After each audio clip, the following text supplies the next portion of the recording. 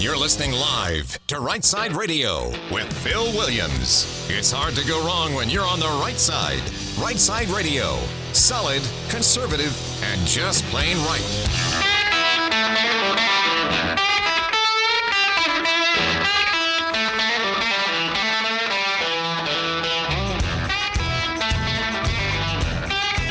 Alabama's syndicated news talk leader, Rightside Radio. Phil Williams here live in the Rightside studios. Man, we got the local, the state, the national, covering down on all the issues. And oh yeah, like the dude just said, solid, conservative, and just plain right. Well, welcome to, some call it Thursday, we call it Friday Eve, but we're glad you're with us all the same. And thank you for joining us on a show where JP is pushing buttons on the board. Hey man, how you doing?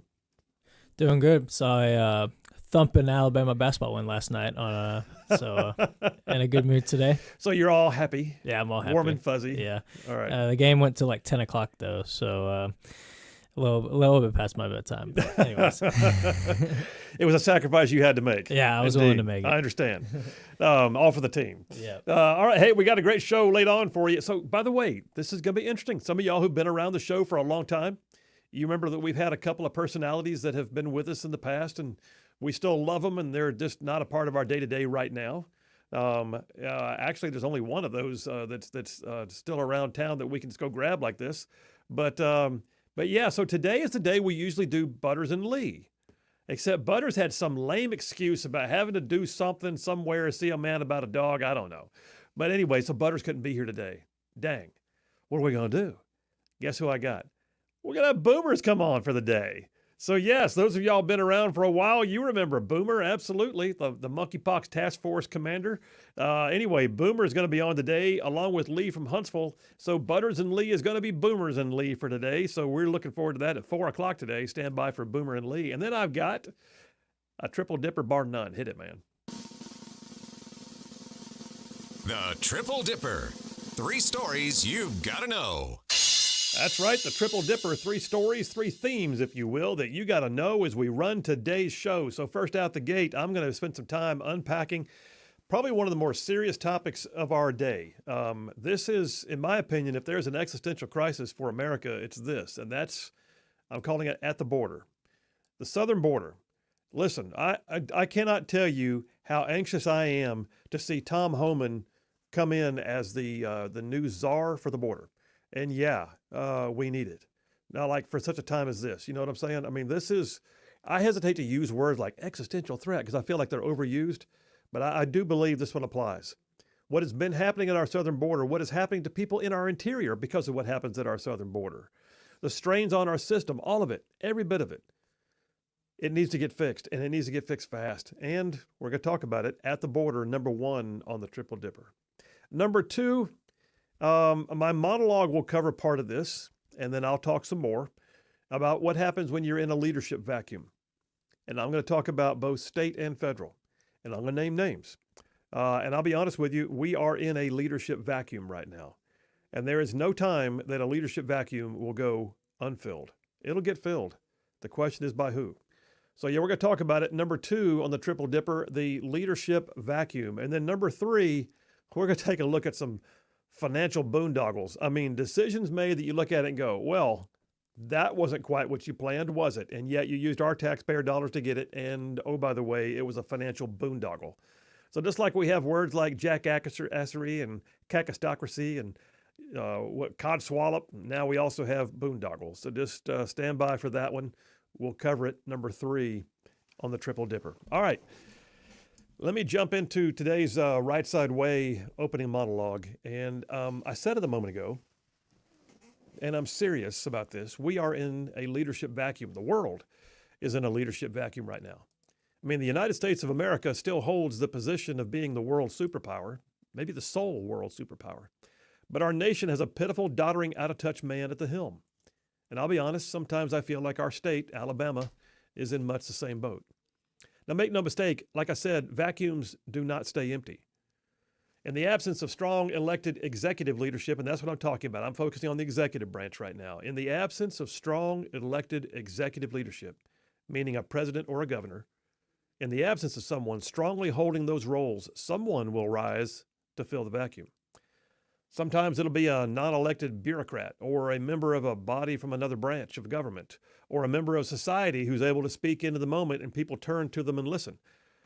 But it's not the will of the people per se.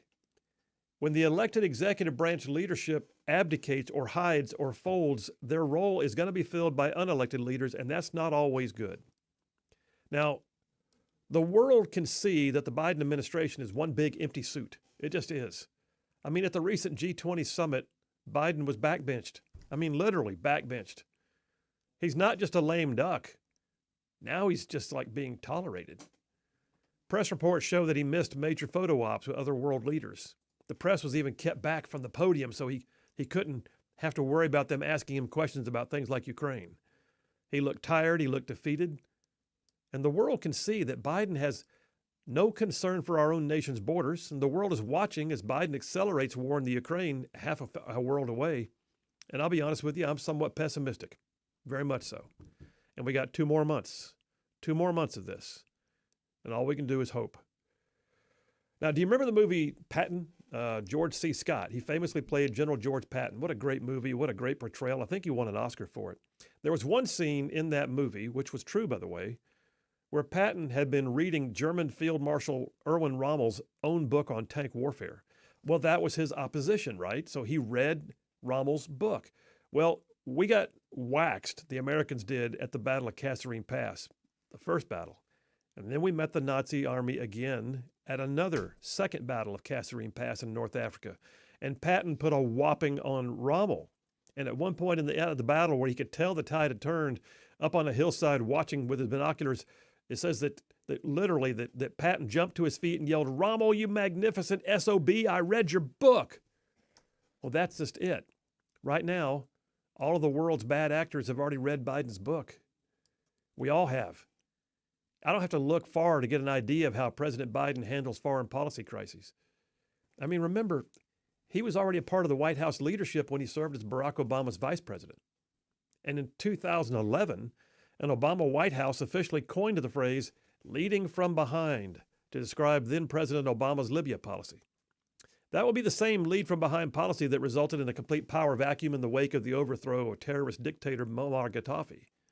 Even more infamously, the attack on the U.S. consulate in Benghazi that saw our ambassador and several other brave men killed. And by the way, for many of us, Benghazi ain't going away. And during that same administration, the Obama-Biden administration, the notion of leading from behind got us the great Russian reset with then-Secretary of State Hillary Clinton. They caused the U.S. to reduce its arms while Moscow did nothing. In the same vein, Russia then annexed the Crimean Peninsula, unchallenged. And U.S.-Russian relations went south. That same lead-from-behind strategy under Obama-Biden caused the U.S. to pull out of Iraq abruptly on a timetable, by the way. A timetable. Not on a boots-on-the-ground discussion about what's happening, conditions on the ground for withdrawal. No, they used a timetable, a calendar. They announced it to the enemy. As a result, we came close to losing the Iraqi government, and we saw the rise of ISIS in Iraq and Syria that caused a resurgence of troops to the region. Yeah, leading from behind saw the Obama-Biden administration enter into a massively lopsided set of deals contrary to U.S. interests. We had a climate deal with China where they might stop increasing carbon emissions, but we certainly did. A nuclear deal with Iran that caused the U.S. to ship pallets of cash to the Ayatollahs and get nothing but platitudes from them. Even to this day, they call for death to the U.S. and Israel. How about the fact that national security and foreign policy expert James J. Carafano, writing for the Heritage Foundation in 2015, he said the Obama-Biden lead-from-behind strategy put the U.S. into full retreat on the world stage. Having said all that, now there's President Biden. Yeah, he's the man, the commander-in-chief, the leader of the free world.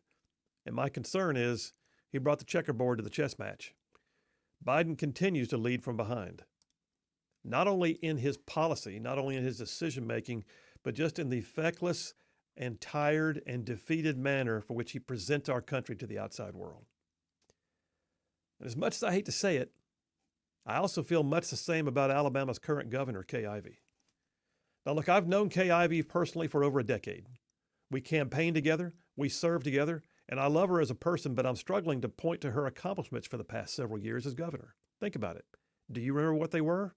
besides the fact that she ran an election where she did not have to do a single confrontational time on the dais with her opposition up there in the primary. No, she did one commercial where she called herself a high stepper, and that was all. Questions to this day abound about her health. A few weeks ago, medics had to be called as she grew faint at an event. The governor's staff keeps her sequestered, and she's typically only out for ribbon cuttings and scripted events. And I watch as our neighboring states have governors like Ron DeSantis and Tate Reeves and Bill Lee and even Brian Kemp in Georgia who, like him or not, they get out front and they push for policy and they lead on their platform issues. When is the last time you saw Governor Ivey seem to lead from a heartfelt out front position? I mean, giving a scripted speech to the Rotary Club of Birmingham is not the same thing as leading on the issues of the day. Using a press release is not the same thing as lobbying for principled policy. Unfortunately, Governor Ivey appears to be leading from behind. So Harvard Business Review published a piece 10 years ago. They talked about leading from behind. They tried to describe it in an overly rosy kind of piece. The author tried to make it as if leading from behind seemed real glossy. It was all kind of cool. He even quoted Nelson Mandela. The quote by the author in that Harvard Business Review piece about leading from behind said that Mandela, in his autobiography, equated great leaders to a shepherd, saying they stay behind the flock, letting the most nimble go out ahead, whereupon the others follow, not realizing that all along they are being directed from behind. Well, that's neat, but this ain't that. There are no nimble others prepared to butt heads with Russia and China. There are no Alabama governor shining moments in the spotlight, inspiring Alabama's constituents. None. It is always possible to find others who will fill a leadership void. Any leader worth their salt is not going to impress, engage, and win the day by standing in the back and egging others on to do that which they are unwilling to do on their own. No, that's not leadership from behind. That's actually fecklessness, plain and simple. The current president does not inspire confidence. The current president has a legacy of losing on foreign policy, hosing it really on foreign policy, and still pretending that it's his strong suit. The current president is a demoralizing example of what happens when someone is elected on personality, or anti-personality in this case, with no real inkling about their ability to affect policy. Remember, I've said it on this show many times that Joe Biden has had the luxury of never being in charge of anything in his entire life. He enjoyed the privilege for years, for decades really, of rhetoric without responsibility. The same man who was VP for some of the most awful decisions on the world stage like Iran, Libya, Iraq, Afghanistan, Crimea, North Korea, he's still clinging to the helm for the big game with every single one of those hot spots still testing us because they all read his book, and it ain't good. In Alabama? Alabama is still listed as one of the reddest states in the nation, where the cost of living is better than most of the country, where business journals continue to rank us as one of the best places in the nation to establish a new business, a state with one of the highest per capita rates of veterans among its population, with mountains and lakes in the north and fertile plains in the center and white sandy beaches in the south, a place with massive potential that is begging for out-front gunslinging leadership. But we don't have it. But think about this.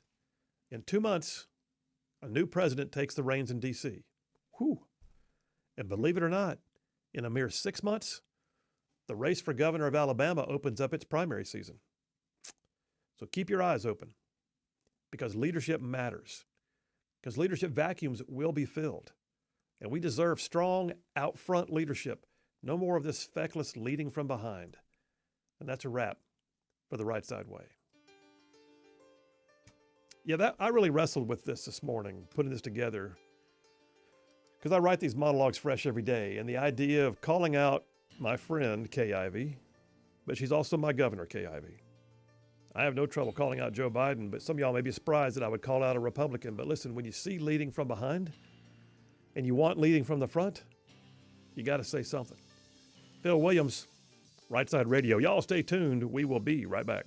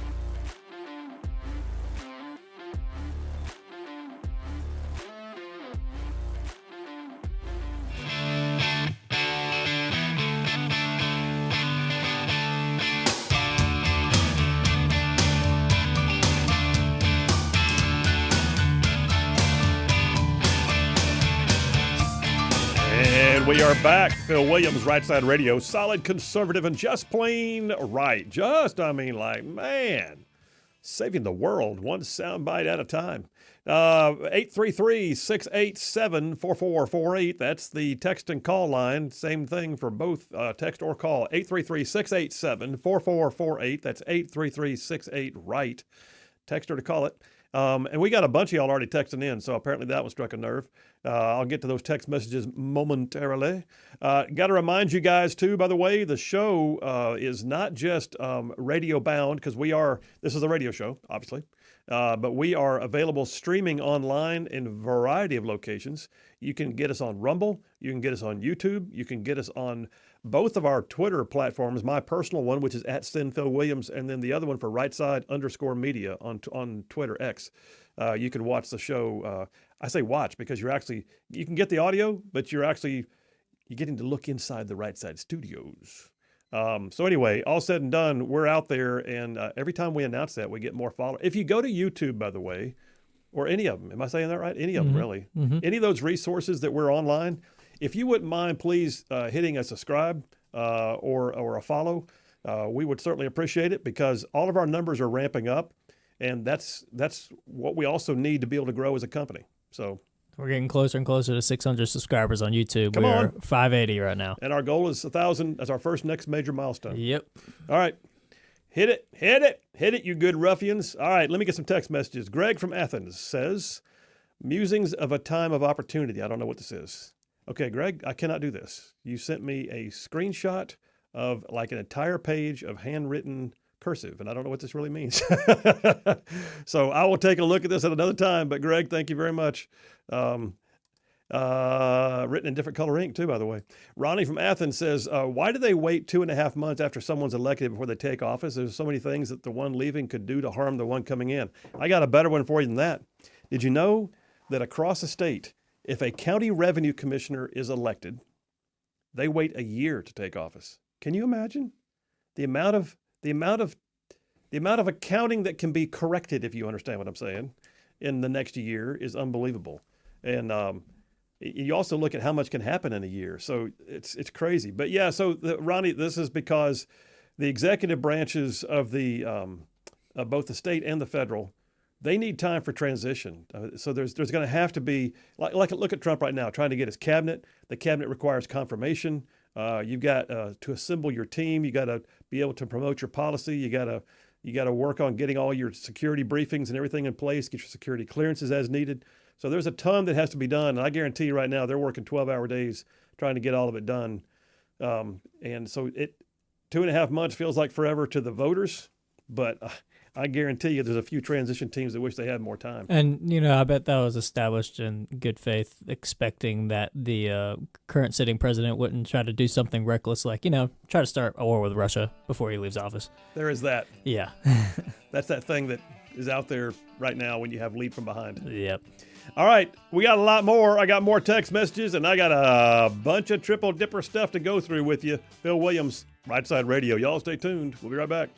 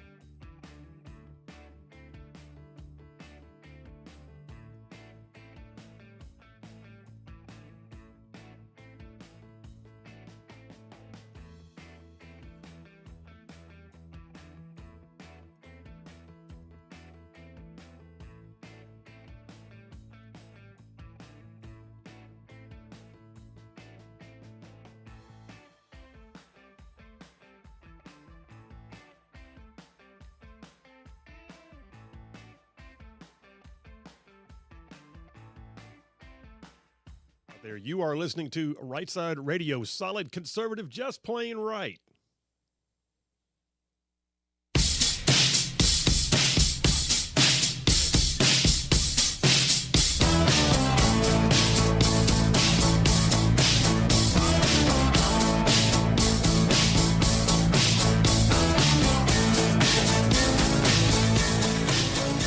And we are back. Phil Williams, Right Side Radio, solid conservative and just plain right. Just covering down on some major ground across the northern half of the most beautiful state in the nation. I mean, this one, the one I'm sitting in, Alabama, y'all, Alabama. This show goes way down south of Birmingham, up north of Huntsville, Tuscaloosa, back to gadsden parts of Georgia, Tennessee, and even Mississippi, all thrown in just for good measure. All right, big doings over here at Right Side. We got a lot going on. We're streaming the show online right now for those of y'all that want to pick it up through your interconnections, internet. And we've also got it up on our social media. And, of course, we're live on the radio and multiple stations across the northern part of our state. But we love this audience and appreciate you guys doing all you do to make us feel like we're hitting the marks.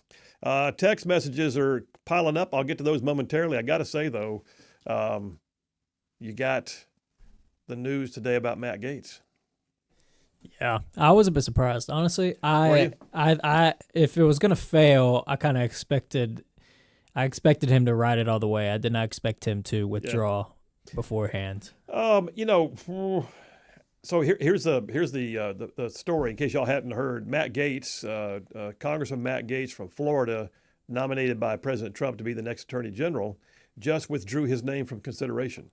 And he said he did it, and Trump even said he did it because he did not want to be a distraction to the overall nomination process and to the new incoming administration. So, you know what that tells me, though, Bud? I mean, it just tells me he didn't have the votes, and he wasn't going to get there. I mean, yeah, I fully understand why, and I appreciate his reasoning why, but I don't know. Knowing how Matt Gaetz is, I kind of expected him, even if he knew he didn't have it, kind of be stubborn and go to the end. But I'm glad he did not do that. I'm glad he didn't either, and I don't think that would have been the mature decision to do. Yeah. I also imagine that there was a discussion. It wasn't Matt going, well, Matt wants it and Matt doesn't want it, and Matt's going to make it. I guarantee you, the Trump team said, Matt, this ain't working out, dude. Yeah, I mean, I understand it's Matt Gaetz, but it also makes me worried if there will be speed bumps from in other words, I'm worried the Republicans in the Senate are not going to do their job to make Trump's nominations as smooth as possible. Well, I get it. It's Matt Gaetz. Obviously he's a bit of the wild card, and people knew that this one may cause problems, but also it makes me worry with the other nominations like a Pete Hegseth or something, if that may cause issues. I'm going to be honest with you. I bet that there was also some negotiation. I bet that there was a Lisa Murkowski,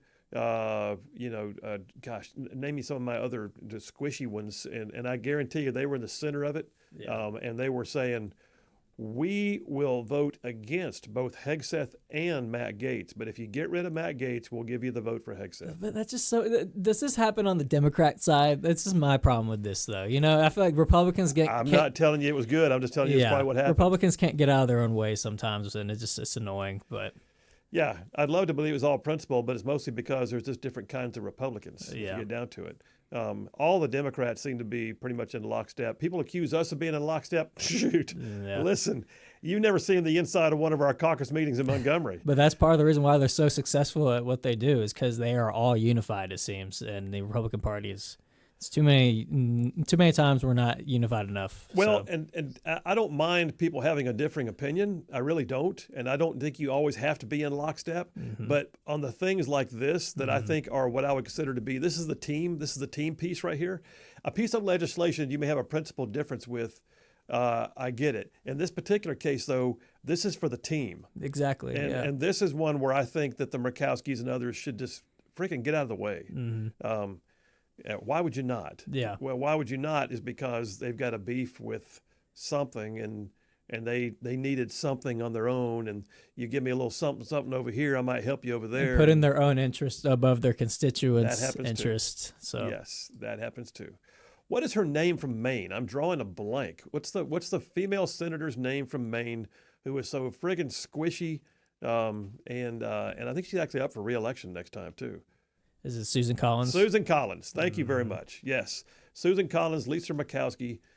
We used to have to deal with Mitt Romney, but all said and done, there are some who would stand in the way just because they can, and there are some who will stand in the way because they want something first, and then there are some who will stand in the way because who knows what.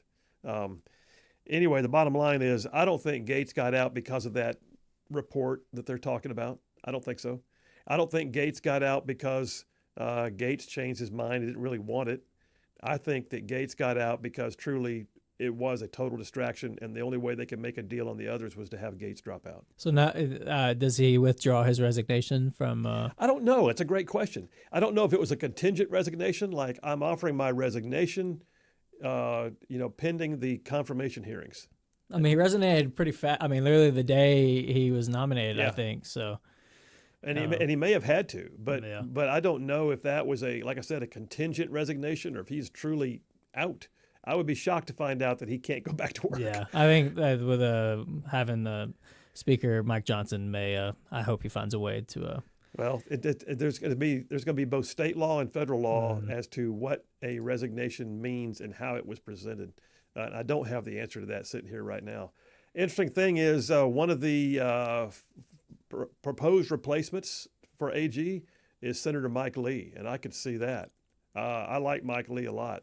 That guy's solid as a rock. A lot of people want Ted Cruz. I'd be happy with Ted Cruz. He'd be good, but who would fill his spot in the? So I feel like we've talked about this before, but remind me, how does it? So like if Ted Cruz just won the Senate seat or won a re-election and then he goes to be AG, how do they go about filling that spot? And every state may have a slight nuance in their laws, but typically if they are in the first half of their term, then there would be a special election. But in the interim, the governor gets to appoint. Okay. So I think what they would look at though is that Texas, Ted Cruz has had a very much closer election than some would think. They're going to want this to be in a place like a Florida where it's bright red, solid Republican governor, and a special election later on would very likely go Republican without trouble. Yeah, and I don't want to make that Senate majority any tighter. With taking Ted Cruz out. No, we can't afford that. All right, listen, we got plenty more of that came from. Some of y'all are weighing in right now. Dave from Madison just says Gates was just reelected. Couldn't he take his seat in January? Well, that's the point, Dave. We're talking about the fact that he also just tendered his resignation because he was being considered for AG. So, yes, he was just reelected. I don't know what extent his I tell you what, while we're sitting here, if you don't mind, just Google it. Can Gates go back to Congress and see what happens? Let's see what we can find out. Brian from Decatur. It's going to be the quarter of sexual assault allegations and wrongdoing allegations that happened 10 to 20 years ago, all of a sudden popping up out of nowhere. And the reason the Democrats will do this is because they know the Republicans will crumble like they did with Gates. I don't think Republicans crumble with Gates, Brian. The Gates thing was already out there. The Gates thing was already happening, and the Gates thing was already under seal. And the Republican Speaker of the House was demanding that report stay under seal because it did not have the ability to be. In other words, it was not a conviction. So why would you do that to a man's life to bring up things that were alleged that were then cleared? So Brian, the Republicans didn't cave on anything to do with Gates. I think what they're looking at right now is there were a couple of Republicans who would not vote for Gates, but generally speaking, Republicans did not cave for Gates. Mike from Athens, Bongino mentioned Mark Levin. Wow. Wouldn't that be a hoot? Can you imagine Mark Levin? That would be unconventional, which appears to be the way that they're picking people right now. Scott from Athens says, if McConnell, Murkowski, Thune, and Cornyn don't like the picks by Trump, they ought to run for president themselves. I agree. But I will say this, Scott, and this is almost like I sound like I'm trying to give them an out. I'm not. The Senate was elected with part of their role being the confirmation, and that's why the confirmation process exists, is for checks and balances. I mean, think about some of the chuckleheads that the Senate should have said something about when Biden put his cabinet together. Chuckleheads, complete chuckleheads, and they got the job. And that's because Democrats all stuck together and got it done. But the truth be told, the Senate confirmation process is there for a reason. It's to prevent things from happening that shouldn't happen in terms of people being in charge. That being said, I think in this case, we recognize that this is a train we should all be getting on. Greg from Athens says, Gates, art of the deal. Yeah, that's what I think too. I think Gates was part of the art of the deal. I'm not going to be a bit surprised to find out that Gates wasn't just some kind of a red herring. You know, he was the loss leader. They put him out there as the opportunity to have a throwaway, or at the very least, they knew it'd be controversial. If they had to get rid of it, they would. John from Huntsville says, Phil, spectacular monologue. Also, did you hear that a prominent cryptocurrency entrepreneur bought a piece of conceptual? What? Okay. No, I hadn't heard all this, and I'm not going to read the whole thing, but thank you, John. Modern art critique is not what I'm here for right now. By the way, he wants to hear about your football pick'em. He wants to hear Boomer. That's going to be good. Boomer's his football pick'em guy. Yeah. Tim from Madison says, Senator Phil Williams for governor. Rangers lead the way. Thank you. I appreciate it, Tim. That job eats people. Yeah. Bruce from Springville says, to be a real leader involves being a risk taker. Serving by example, taking ownership of your actions. Indeed. TL from Huntsville says, Phil, another hard-hitting, direct, and honest monologue, blunt, but not degrading. We need upfront leaders and a course correction. It is one thing, quote, it is one thing to show a man that he is in error. It's another thing to put him in possession of the truth. That's John Locke. Wow. TL must have like a book of quotes. Yeah. So in terms of Gates, what we were talking about earlier, I've read several articles, and they're saying that the reason he put in his resignation so quickly is because it was 2 days before the House ethics report was going to be released about him. So now that he's not in the House, Mike Johnson has used that to not release the report, claiming that it's very unlikely that he would come back because, quote, he doesn't want that report coming out, whatever. I don't know how true that is, but some people are skeptical if he would come back. So the Independent said that, and then also Forbes said that. In the articles I read, Newsweek as well. But somebody also mentioned that he could come back as a senator potentially. So, and that would. Well, Rubio needs replacement. The juxtaposition we have here now is that Rubio is vacating his seat. I feel confident Rubio is going to get approved or confirmed as Secretary of State, which means that the governor of Florida has to appoint his replacement. And I guarantee you, at this particular moment, Matt Gaetz is in the running to be a U.S. senator. So basically, the summary is, yes, he could, probably not because of the report, allegedly, but Senator having him fill Rubio's spot seems more likely. So maybe we'll see Senator But Gaetz. If he's scared of the report, why go back at all? Here's the other thing, too. That House Ethics Committee, it's not just one report that exists in all of, perpetuity here. There's a bunch of members of House, and listen, it's like any corporation. Don't think, well, they're all corrupt. They're all out there cheating on their wives. Stop it. No. What you have is people will look at someone and say, I want to make an allegation. Sometimes they're true, sometimes they're not. House Ethics looks into all of them. They have a long history of files on people that are considered confidential because they could be defamatory. They can be used, by the way, some of these folks have security clearances. They have top-ranking intel committee positions. And the last thing you want is the enemies of our state using that as leverage in a blackmail operation. So these things are kept confidential for a variety of reasons. And I have to say, if they release Matt Gaetz's, they better release them all, brother. I mean, just go ahead and why don't you just open up that Pandora's box? Let's see what spills out of it. And I guarantee you there's a few sitting members of the body that do not want that to happen. The same people who are going after Gaetz, throwing stones from a glass house. Probably from a glass house. Thank you very much. Casey Junebug from Hartselle says, I've been thinking about the very thing you discussed in your monologues, that I recently visited the state capitol in Arkansas, and I told Sarah Huckabee Sanders, clerk, that I wish she could be our governor in Alabama. I just got back from Florida. I spoke to several people who bragged on Ron DeSantis repeatedly for the job he's doing in Florida. I couldn't think of anything to brag on about our governor. Hopefully someone can step up to the plate in our next election and the people of Alabama will choose wisely. Junebug, appreciate you. Jeff from Indiana says, feels like they say it took a Jimmy Carter to make a Ronald Reagan, just like it takes a Joe Biden to make a Donald Trump. Hopefully the voters will now figure out which does more damage to a country, a mean tweet or feckless leadership, because one will hurt your feelings and the other will put you in a body bag, and I know which one I voted for. Maybe you should think about that next time you vote.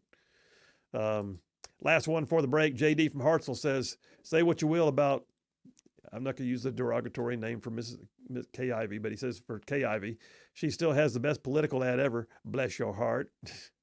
Otherwise, I have to agree, he says. All right, there's more text, and I got stuff to start with, but right now we got to take a break. Got to give some of our sponsors an opportunity for their plugs. Phil Williams, Rightside Radio. Y'all stay tuned. We will be right back.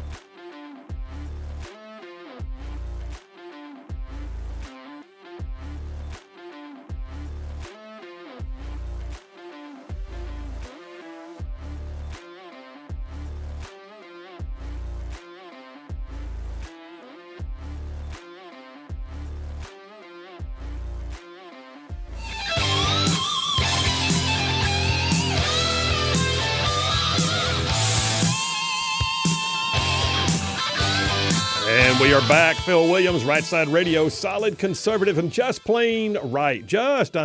Man, making common sense like a superpower. Ran a little long on that last one, so I won't have as much time on this. Let me get a few text messages. Alice from Huntsville says, we're on Newsmax this morning. It says that Gates only resigned the present 118th Congress, not the 119th one. So it sounds like he can come in next year as a representative. That's interesting. Okay. Maybe. I think the Senate route will be more likely. I think he's probably already called DeSantis.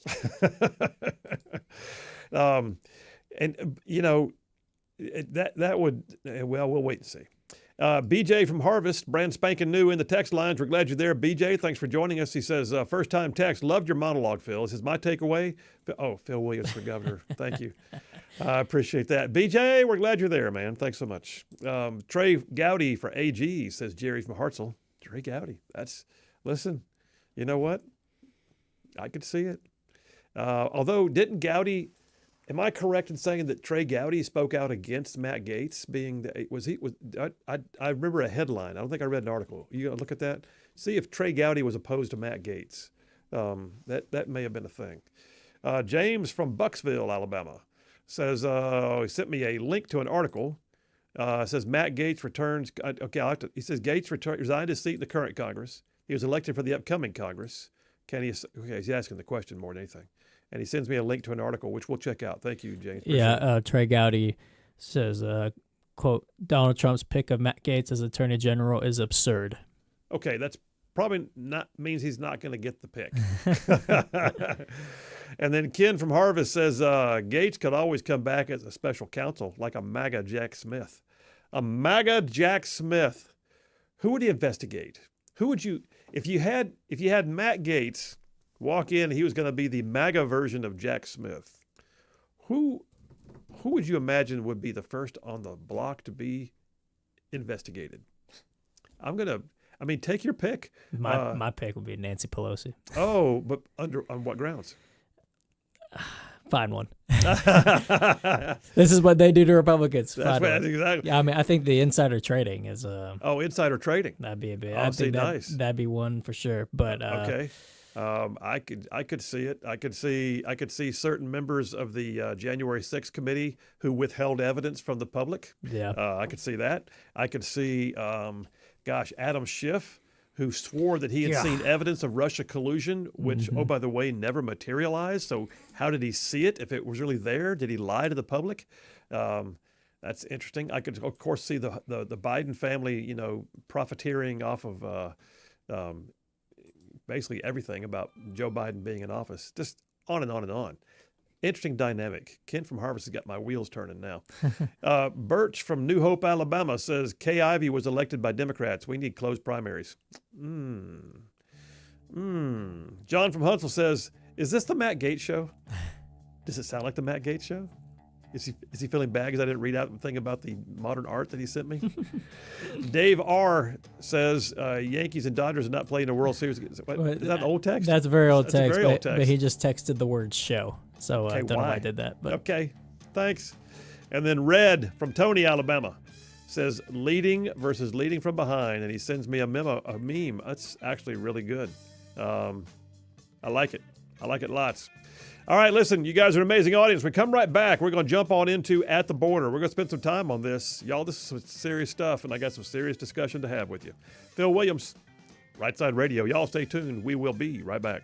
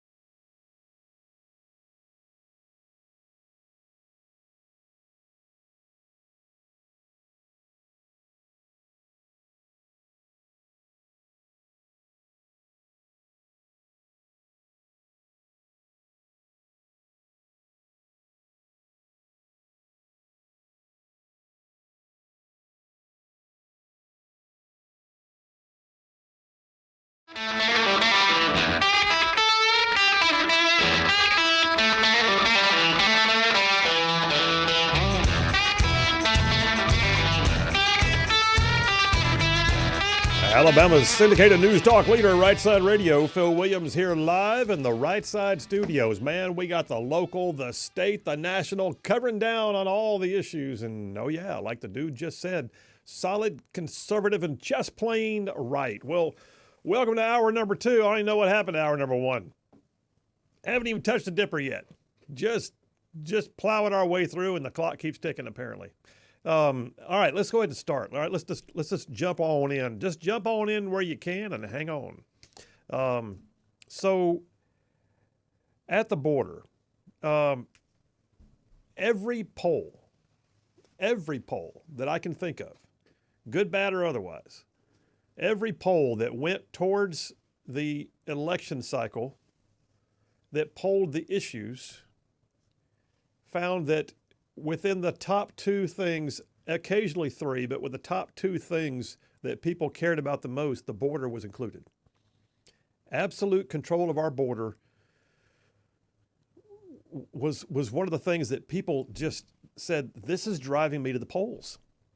It deals with things like national security. It deals with things like crime. It deals with things like the ability of people to feel secure in their own homes. It deals with the strain on public resources.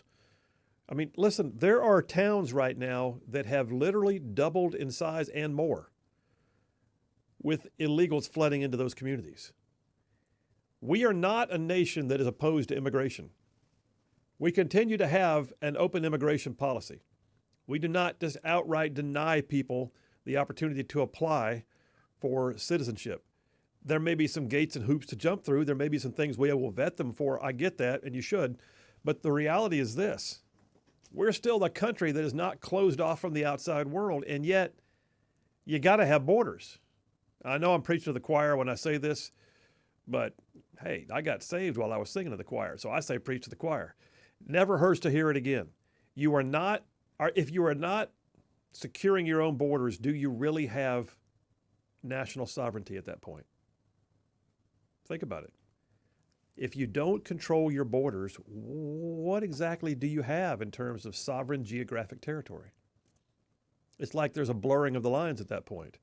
If the next door nations can send who they want across or allow who they want across, and that people of foreign countries can just come in and go when they feel like it, then do you have borders? And if you don't have borders, is there a defined geographic space within which you can provide security to your own people? It's not an unreasonable set of questions. It's also really not unreasonable to expect an administration to actually work to secure the border. I mean, seeing as how, upholding and defending the Constitution of the United States of America is actually supposed to be what they're sworn in to do, right? We're looking at things that are happening right now across this country that people never thought they'd see. I mean, as I grew up, all my life, the southern border has been the thing. People crossing the Rio Grande, in derogatory terms for people who came across the river, and there were going to be illegals that came here, and it's funny how there's more people speaking Spanish along the Texas border on the Texas side than there are English sometimes. All those things happened. Now they happen throughout the entire country.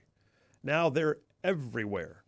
Now you have illegals that are straining every single resource of small towns and major cities. They're also straining, by the way, the patience of the people of this nation. And don't think for a second, and if you're out there, if you're one of the libs who listens to this show looking for ammunition, don't think for a second, it's just those with white privilege who don't like it. No, listen, I got news. There's a reason why Trump grew with the Latin vote, all right? The Hispanic vote in this nation moved towards Trump in numbers never seen before. Why? Because they're citizens. If they can vote, that means they're citizens, and they don't like it either. It's got nothing to do with, well, it's a racist thing. No, it's not. It's a national security thing. It's also something that prevents sweet young ladies like Laken Riley from being murdered. In case you didn't hear, a New York Post Dateline yesterday, a judge in Athens, Georgia, found illegal immigrant Jose Ibarra guilty on all counts Wednesday in the brutal murder of nursing student Laken Riley. You may recall she was literally hunted down. Right at 2 years ago, I think, she was literally hunted down. Where the testimony that came out about how this guy, Jose Ibarra, an illegal alien from Venezuela, a member of Tren de Aragua, the gang that's known for its violence, that he literally put on black clothes and he went out looking for a victim. There was no crime of passion. There was no consent that went bad. There was no they knew each other and so they got in an argument and something happened. There was nothing. There was no familiarity whatsoever. He went to a park. She was out for a jog. He stalked her. He caught her. He killed her. He raped her and killed her. And we have every belief that she fought back. He was just sentenced to 2 life sentences without the possibility of parole, plus an additional 27 years. In other words, we'll never see him again. I hope not. But you look at this. 1819 News has a piece. U.S. Representative Dale Strong came out, really hard, slamming the Biden administration. Dateline yesterday, calling the Biden administration's allowance of a massive Venezuelan gang, Tren de Aragua again, to establish its presence here in the United States, called it a complete and total failure. There's an internal department intelligence memo for the DHS. By the way, how ironic it is that they actually do talk about this stuff behind closed doors, but then Mayorkas will go to say, we're secure, everything's secure. Well, we can see your memos, sir.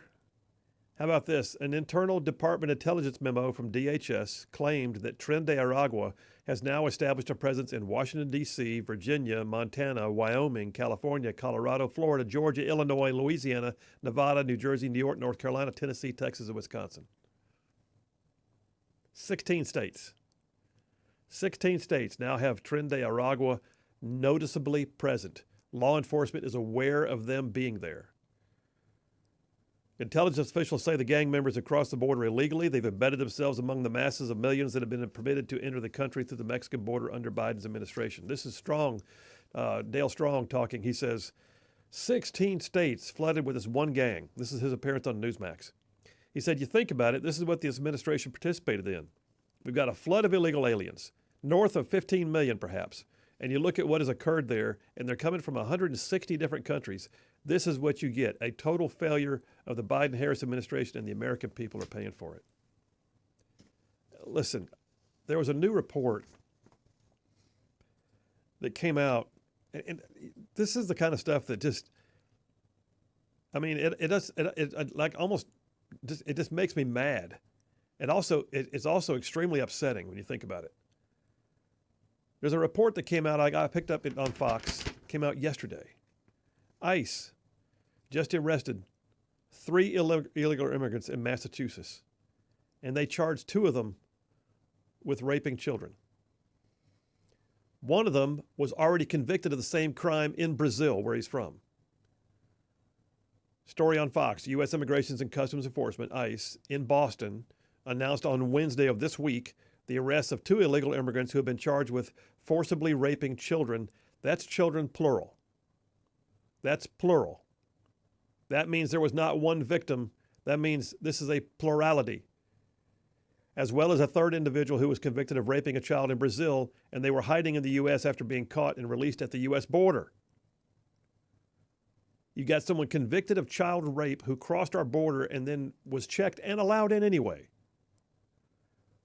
If our government will not provide security, then what good are they? To provide for the common defense, establish the general welfare. So, you look at it and you think, that's your job, y'all. I said one of the suspects was an illegal immigrant from Guatemala, arrested for the forcible rape of a child, was released in Great Barrington, Massachusetts by authorities who ignored a detainer request. You know why? Because they're a sanctuary state. Oh, let me remind you, by the way, that the governor of Massachusetts, the state where they just arrested 3 child rapists who were here illegally, the governor of Massachusetts just came out and said that she intended not to cooperate with the Trump administration when it came time to deport criminal illegal aliens. Really? Yes. Where's that article? It's somewhere down here in my stack. Hold still. I'm going to get it for you. Here it is. Democrat border for Democrat. No, that's the wrong one. That's Arizona, because there's a whole bunch of them. Chicago, not that one either. Golly bum, I got so many in this stack. I mean, this stack of resources keeps on going. Massachusetts governor. Good Lord. There. Oh, Boston, Michelle. Oh, by the way, Boston. That's the other thing, too. These guys were arrested in Boston. Boston's mayor, Michelle Wu, says she's going to fight the incoming Trump border czar. Just good luck with that. Just, by the way, good luck with that. In fact, I've got an audio clip. We're gonna play it here in a moment. How much time have I got? Well, we're about at the break right now, aren't we? I'm going to get this after the break, but I'll tell you this. Boston Herald reports that incoming border czar Tom Homan says he hopes that Boston Mayor Michelle Wu doesn't cross the line. He said she's not very smart. I'll give her that. He said our number one responsibility is to protect communities. That's exactly what we're going to do. Michelle Wu has responded to his comments by saying they can say whatever they want about me, and our public safety record speaks for itself. Boston's the safest major city in America. Really? They just arrested 3 illegal alien child rapists in your city. The same state, by the way, the same city and the same state that are looking at resisting the Trump administration's efforts to rid us of these illegal criminals. Now, listen, there's a lot more to talk about with this, but there is hope on the horizon. Let's take a break right now. I'm going to come back and I'm going to give you an audio clip from Steve Harrigan from Fox talking about Tren de Aragua as it spreads across the nation. It's something to know. Keep your head on a swivel, people, because they've let millions of people in, and there's a lot of them that are really bad folks. Phil Williams, Rightside Radio. Y'all stay tuned. We will be right back.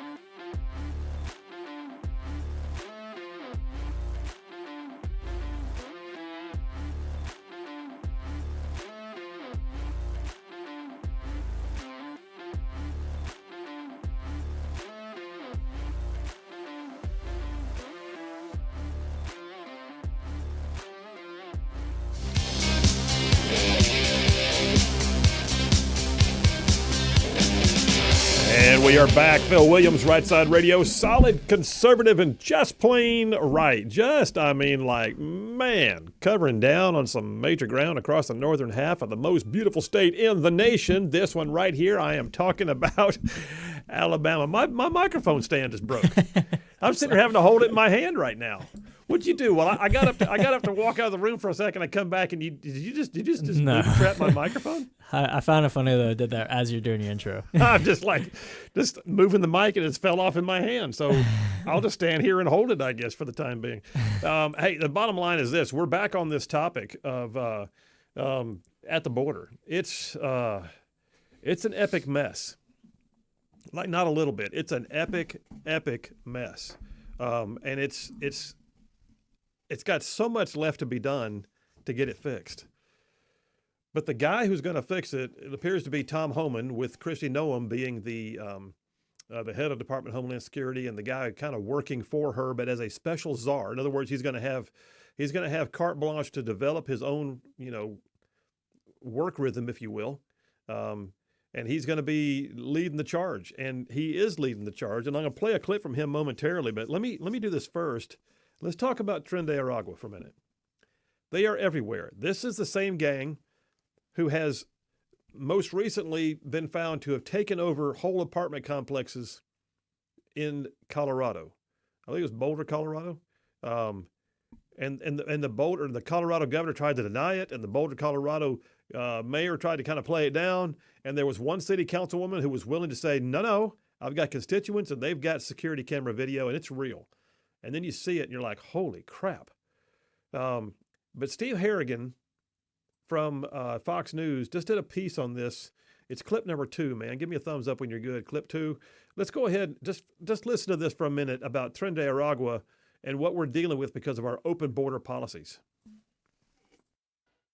The Venezuelan gang Tren de Aragua, notorious for beheading or burying its enemies alive, has established a footprint in 16 U.S. states, according to a Homeland Security memo cited by the New York Post. The Tennessee Bureau of Investigation is warning that the gang is active in all of the state's major cities. They shot an individual, a cartel member, 31 times, broad daylight, on video and posted it to social media. Texas Governor Greg Abbott says they've arrested hundreds of members of Tren de Aragua. I declared Tren de Aragua as a foreign terrorist organization so that we would be able to muster every single law enforcement tool in the state of Texas to go after them and arrest them. The gang formed a decade ago in a lawless prison in the Venezuelan state of Aragua. They began by extorting money from businesses and trafficking women and children. As thousands of Venezuelan migrants have flooded into Colombia, Peru, and Chile, gang members embedded with them, expanding operations from retail theft into the violent drug trade. After a security video showed heavily armed suspected gang members enter an apartment complex in Aurora, Colorado this summer, concerns grew that similar violence in the U.S. would happen in a matter of time. The new administration is vowing President-elect Trump will take quick action. Finding the criminal gangs, rapists, drug dealers, and monsters that have murdered our citizens and sending them home. The gang continues to expand in the U.S. despite the Biden administration offering a $12 million reward for the arrest of its leaders. Brett? Here's an idea. How about instead of offering a reward, you close the friggin' borders and just let them stop walking through the door? There's a great idea. But listen to the kind of things that people are having to put up with. And then on top of that, you got this. A piece from the Daily Signal. Daily Signal. Sitting before members of Congress on Capitol Hill, retired Border Patrol agent J.J. Carroll told lawmakers that the United States federal government is the world's largest child sex trafficking organization in modern history. That's a former Border Patrol agent. Now, that's tough words, and I realize he may be one guy with an opinion, but the reality is he's one guy with an opinion that was formed over years of experience. He has 24 years' experience in the Border Patrol, retired as a deputy patrol agent in charge of the San Diego sector. He actually authored a book called Border Crisis. And listen, this is nuts.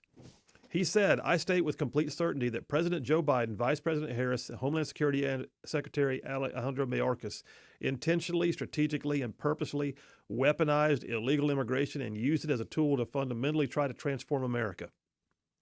Inside this invasion, he said, is the unspoken evil of child trafficking, and more specifically, child sex trafficking has flourished. I tell you what, whoever the special counsel is we're talking about, one of the things they really need to investigate is what happened to all the kids. Do we know? Right now, we're being told that there are 300,000 plus unaccompanied minors who came into the United States that we don't even have track of anymore. We just released them to so-called family members and interested parties. I mean, I've even heard that a strip club was used as an address for them to receive kids in Florida. My God.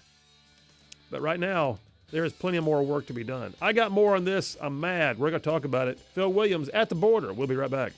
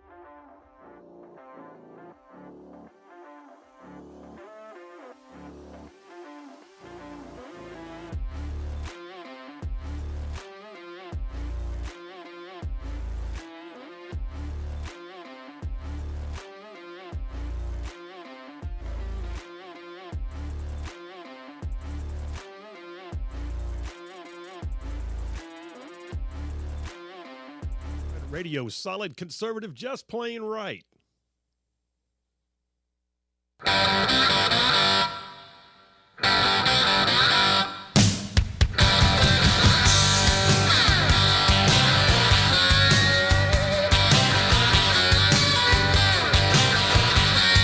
And we are back. Phil Williams, Rightside Radio, solid conservative and just plain right. Just covering down on some major ground across the northern half of the most beautiful state in the nation. This one right here, Alabama. Y'all, Alabama. I mean it when I say it, Alabama. Y'all, this show goes like way down south of Birmingham, up north of Huntsville, Tuscaloosa, back to Gadsden, parts of Georgia, Tennessee, and even Mississippi, all thrown in just for good measure.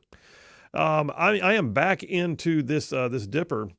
So Tom Homan is the dude, right? Tom Homan is been tapped to be what is known as the border czar. And what I really appreciate the fact is, as Trump's announcing his cabinet, he didn't have to announce so-called czars. He didn't have to. But what he did by announcing Tom Homan was point out that he's not only appointing a DHS, which is expected, that's a cabinet position, but that he's putting special emphasis on the border. Tom Homan's job is nothing but the border. And listen, I'm going to tell you right now, that guy's a pit bull. That guy is like, he is ready to get mad on somebody. Somebody somewhere is going to feel a little bit of Tom Homan's presence, if you know what I'm saying. And I think we're all going to be better off for it. Now, there's a great interview that Tom Homan did. Who's this with, by the way? Do you recall? And here's the thing. Oh, that's not what I wanted. Sorry. Who's the one that Tom Homan's interviewing with right here? It's on Fox, wasn't it? Yes. Does not say the name of this reporter on here. I'll get to it in a minute. But the reality is Tom Homan talks very clearly about not only what you should expect to have happen under the Trump administration with him being, in that role, but also what some of these so-called sanctuary city, sanctuary state leaders should also expect. Now you can hit play. So, brother, let's break down this because, you see all these media experts saying that Abuela is going to be deported. I think you have two priorities, right? First, you got to get the criminal element, which everyone agrees with. And then number two, you go straight for those 8 million people that have been coming across the border under Joe Biden, right? Yeah, we got three rails of business, Lawrence. First of all, we got to secure the border. We know how to do that. We've done it before. Second of all, we need to run this deportation operations. The president's been clear. Out of the gate, we're going to focus on public safety threats and national security threats first.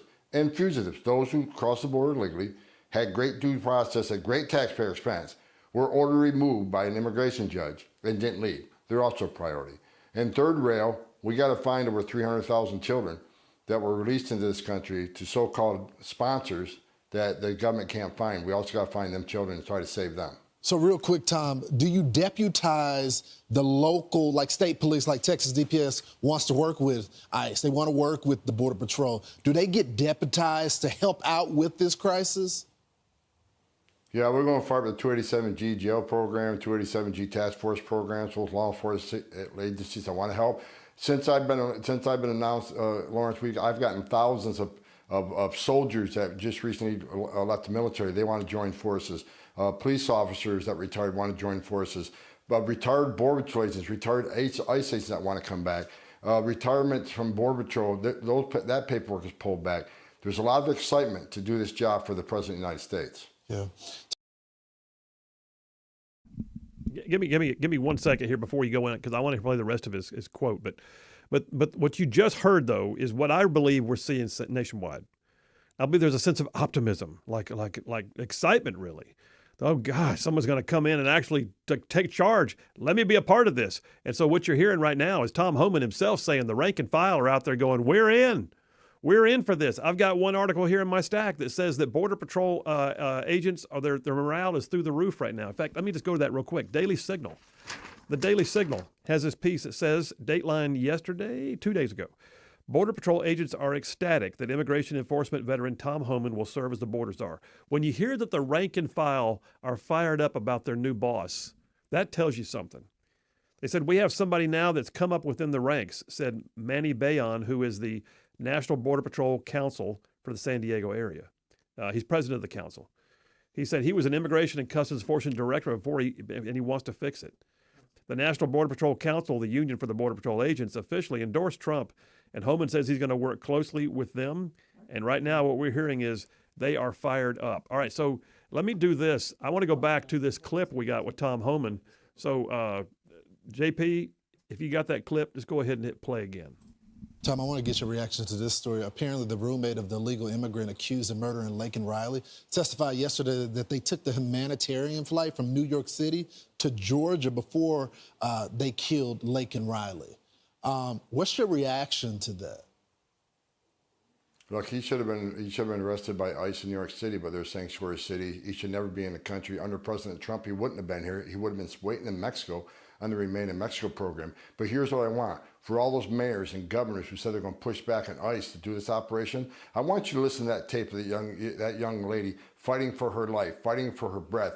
She did not want to die, and she fought hard. Listen to it. Just don't say, okay, another one died. No, I want you to listen to the struggles, because that happens across this country almost every day by an illegal alien. So I want those sanctuary city people out there saying they're going to push back on ICE. Listen to that and tell me. I just said President Trump wants to take public safety threats off the street. That's a priority.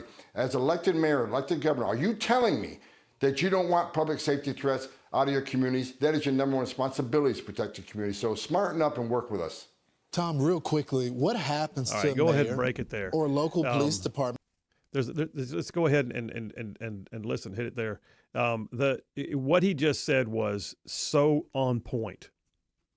If you are a literal leader of a community, of a state, and you don't want to prioritize the safety of your own constituents, could you just please resign and get out of the way? Because the safety and well-being of your constituents is supposed to be your first priority. And he just put them on notice. He just put them on notice. I suspect that what you're going to wind up seeing is a Trump administration that will no longer play with sanctuaries. If they have the means of doing so, I think they will make life very difficult for sanctuary cities and sanctuary states. And oh, by the way, just so you know, they're doubling down. Really? How can they double down? Can't they read the room? No, apparently they cannot. I've got a piece here from Reuters. Dateline 1 week ago. Headline: Democratic governors create a group to resist Trump policies. What? The governors of Illinois and Colorado, there's two great states, Pritzker and the guy from Colorado who just denied Tren de Aragua recently. The governors of Illinois and Colorado on Wednesday, 2 weeks ago, said they will co-chair a coalition of mostly Democratic-led, mostly Democratic? I'd like to know which Republican state is supposedly joining up with them. I'm going to say that's probably none. With their Governors Safeguarding Democracy group, Democrats J.B. Pritzker of Illinois and Jared Polis of Colorado say that they pledge to resist conservative Trump policies on everything from immigration to environmental protections. So basically what they're saying is, we're going to make sure you can't get anything done. Oh, by the way, that also means sanctuary status. How about this? Arizona governor, this is the Daily Wire, by the way. Daily Wire, Dateline, yesterday. Democratic border state governor says she will buck Trump's plan for mass deportations. What? Katie Hobbs, who slid into that office without too much trouble, despite the fact that we were questioning the polls. Arizona Democratic Governor Katie Hobbs said on Monday she would, quote, not tolerate what she deems, quote, misguided policies when it comes to President-elect Donald Trump's plan for mass deportations. Hobbs' comments were in response to questions from ABC News about whether she would help the Trump administration carry out deportations of criminal illegal immigrants. Really? She said, what I will unequivocally say is, as governor, I will not tolerate efforts that are part of misguided policies that harm our communities. She's a border state. Did she not just see what happened in the elections in her state? Did she not just see that the state of Arizona overwhelmingly wanted to fix their own border, and she's the governor, and she's going to say that she is not going to help in what she deems misguided policies? Pray tell, what misguided policies are they? Because right next door to you, ma'am, in Texas, Governor Abbott, Fox News story, Dateline today. Governor Abbott is outlining Texas' massive offer to aid Trump's deportations. Fires back at the so-called resistance governors. What's that about? Well, Governor Abbott's had Operation Lone Star going now for 2 years, and they've made a dent They've made a big dent in the ability of states to fight back. They've empowered states to recognize they can fight back. Governor Abbott's been, in my opinion, probably one of the shining examples of somebody who takes the safety of his citizens and their well-being to heart. But not only are they doing what they can to continue blocking and tackling, they just offered up a 1,400-acre plot in Starr County from Texas Land Commissioner Don Buckingham to the U.S. government to use as a new site for staging the deportations. Really? Yep. They're going to make it federal land so they can do what they need to do in that facility. And Trump is already saying he's very thankful and he's looking forward to working with them on this and see where it goes. Meanwhile, Chicago's mayor who can never read the room, Brandon Johnson, local news WTTW, Dateline 2 weeks ago, city officials will continue to shield all immigrants in Chicago from federal agents, regardless of whether they're citizens. Really? Just doesn't matter. Mayor Brandon Johnson, he says, we will not bend or break. Our values will remain strong and firm. We will face likely hurdles in our work over the next 4 years, but we will not be stopped. We will not go back. He basically says he could care less about illegal immigration and the crime that it brings. He could care less about the strain on his city's resources and the amount of money they're spending to house illegals. He could care less. How about this? I'll go one step further. Chicago's had that thing in place for a while, right? Los Angeles voted 2 days ago to become a sanctuary city. like you're looking at it, you're Los Angeles. You're one of the border states. You're struggling already. You got feces in the street right now. I mean, the whole thing is a freaking mess. You got the highest homeless population in the nation, and yet Los Angeles City Council has nothing better to do except go together on Tuesday and approve a so-called sanctuary city ordinance that bars city resources from being used at all to assist in immigration enforcement. And city departments are barred from sharing information about people's legal status with federal authorities. So here's what's going to happen, I guarantee you. Every one of these cities and states benefits in some way from federal funding for one thing or another. How about this?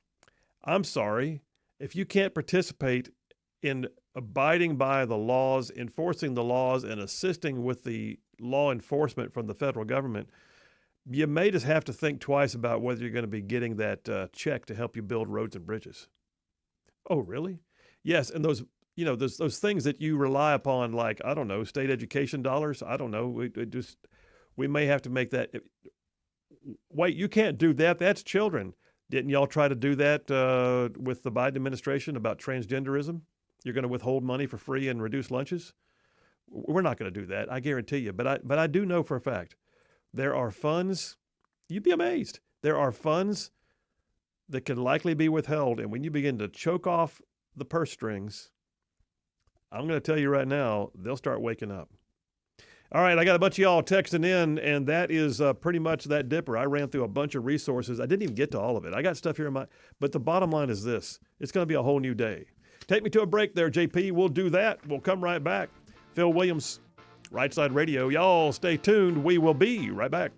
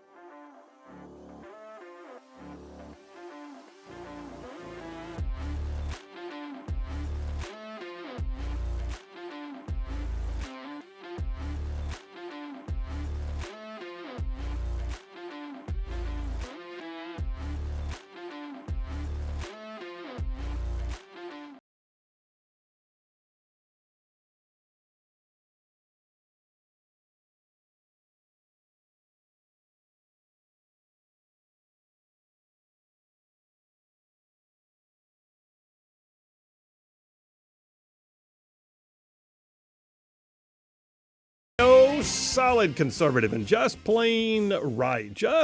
Like making common sense like a superpower. Sitting here holding my microphone with my hand because my daggone mic stand broke. Just go figure. Going old school. How you enjoying your mic stand over there? You got a nice mic stand. Sitting here looking at your mic stand from this side of the. I was thinking that mic stand looks pretty good. It does. You like your mic stand? I do. Are you try? Okay.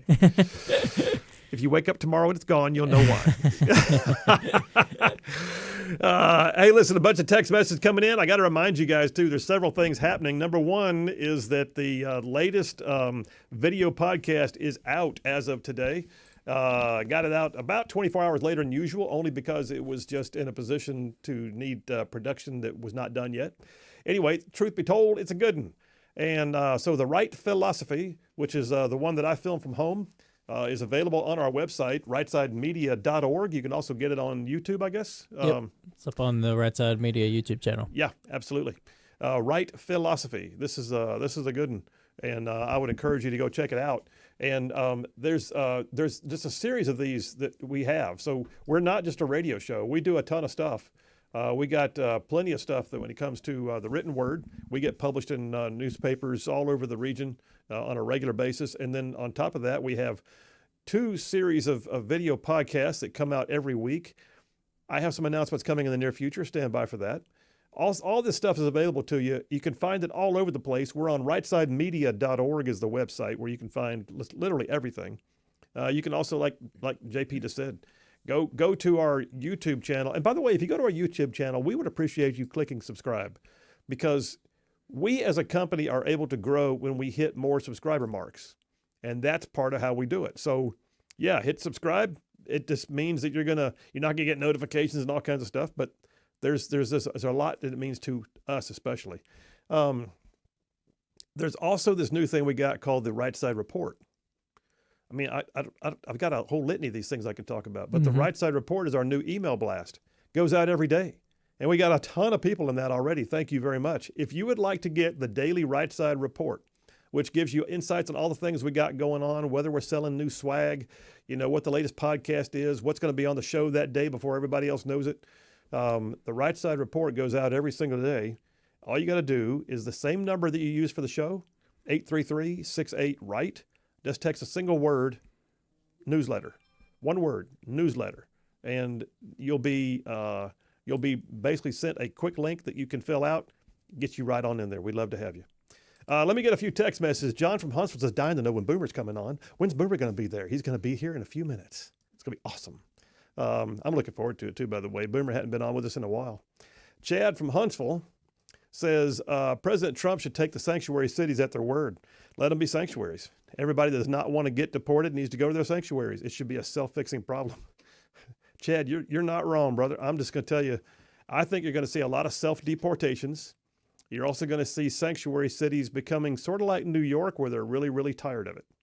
And it's going to get old really fast when they realize that 2/3 of the country won't take them and doesn't have to, and for some reason their city does, and then they can't get police to come to their aid, or they can't get new roads built, or they can't, get their schools funded. It's gonna take over real quick. David from Huntsville says, Phil, I'm mad too about the Venezuelan gang and Mexican cartels and people trafficking. Thanks for covering this. Maybe Biden or Harris can fix it in the next 2 months. Don't hold your breath. Jimmy from Del Rose, Tennessee says, Phil, I wonder if Laken Riley's killer would identify as a woman. They'd let him go to a women's prison. Maybe for 2 months. Actually, was he convicted in state court? I think he was convicted in state court. Ain't going to happen. Brian from Decatur says, it is my firm opinion, he says, that with all of what I believe is intentional damage done to this country by the Democrats, that if the incoming Republican legislature gives any benefit of the doubt towards Democrat intentions and policies, they are just complete error. Yeah, great point. Flip from Decatur says Byron Donalds for AG. Sweet, I could see that. James from Arab says Steve Marshall for U.S. AG. I like that too. Or governor, he said. There you go. Allie from Athens says, thank you for joining her. Oh, she joined the newsletter. Thank you, Allie. Appreciate it very much. Love you. Dave R. Texted in. He kept texting one word, show. And finally he says, I believe they should hire the AG from Texas. Oh, I like him. Ken Paxton, I like him a lot. He's a heck of an attorney general. Let him go after Alvin Bragg first, and then Soros second for the insurrection of the United States government. Dave R., welcome to the show. All right, listen, coming up next, Boomer and Lee. Y'all stay tuned. We will be right back.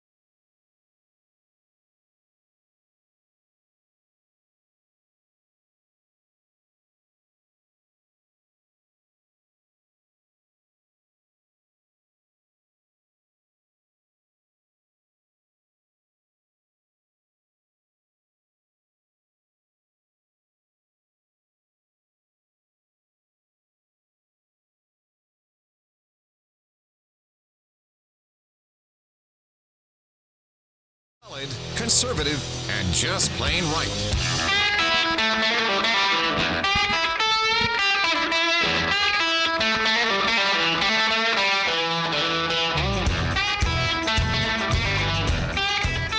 Alabama's syndicated news talk leader, Rightside Radio. Phil Williams here live in the Rightside studios. Man, we got the local, the state, the national, covering down on all the issues. And oh yeah, like the dude just said, solid, conservative, and just plain right. Well, it is Thursday. We like to call that Friday Eve around here. And oh, by the way, that means we have a special segment we do. It's like special segment today.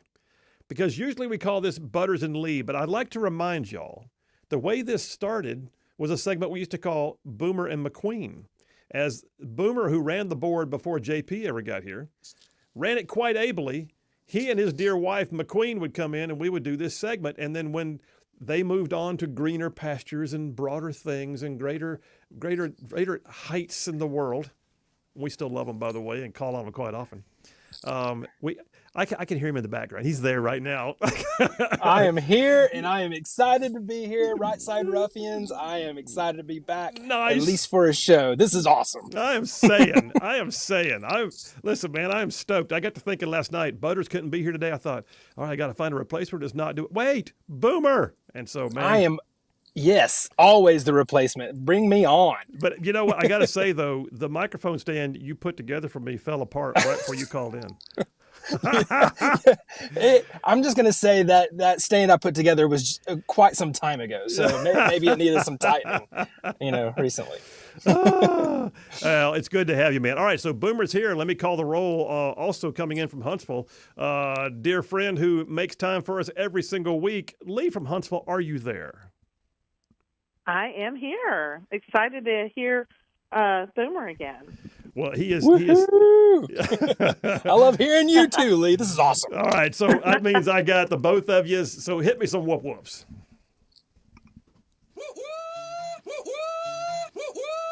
All right, Boomer and Lee, here we go. I got questions for you, and then we flip the script in the second sound around, and you ask me the question. So, question number one, Matt Gaetz was the choice for nominee for Attorney General by the Trump administration. Matt Gaetz has been the most controversial selection overall, although there have been a few, but this one has been one that really got people's attention. A lot of things said about who he is or what he stands for or how he talks or what, yada, yada, yada. But believe it or not, he just dropped out today. So here's my question for you. Did he drop out, in your opinion, because of the investigation that was going on about, illicit activity in his life? Did he drop out because of his brashness? Did he drop out because he was a throwaway candidate? What are your thoughts on that? Lee from Huntsville, you first. Well, I lean more towards the latter, that they were tossing him out there because he was going to be that pick that makes enrages some people and sets everything ablaze in order to tamp it out, for other candidates. So you think he was a throwaway potential, like the lost leader?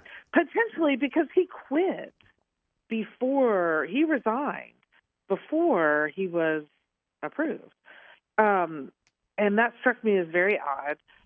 Also, right before this, whatever report was going to come out on him from, whatever investigation. I mean, he's been investigated. I can't imagine that there's much there, but I'm sure it's enough to embarrass him and his family, at the least.